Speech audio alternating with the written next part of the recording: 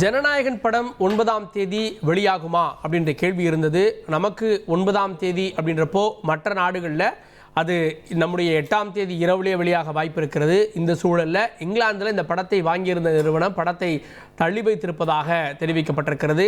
அப்படி ஒரு நாட்டில் மட்டும் ஒரு வேர்ல்டு வைட் படம் ரிலீஸ் ஆகாது அப்படின்ற பட்சத்தில் ஜனநாயகன் தள்ளி போவதற்கான வாய்ப்பை நோக்கி நகர்ந்து வருவதாக தெரிகிறது.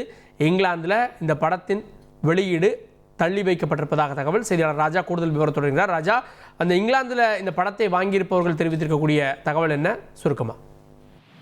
வணக்கம்.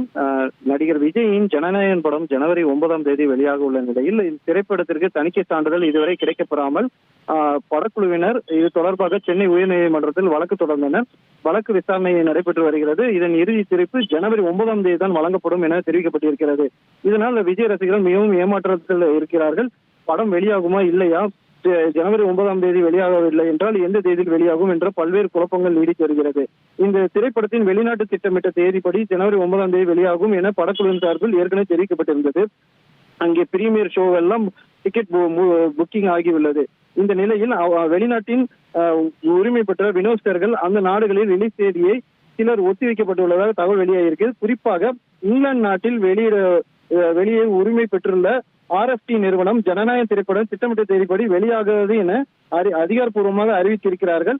இது தற்போது சமூக வலைதளங்களில் உலா வருகிறது. விஜய் ரசிகர்கள் மிகவும் ஏமாற்றத்தில் இருக்கிறார்கள். நன்றி ராஜா. இனி செல்லும் இடமெல்லாம் செய்தி. தந்தி டிவியின் வாட்ஸ்அப் சேனலை ஃபாலோ பண்ணினா செல்ல இருக்கும் இடமெல்லாம் செய்தி. இதோ QR கோட் இப்பவே ஸ்கேன் பண்ணுங்க, ஃபாலோ பண்ணுங்க.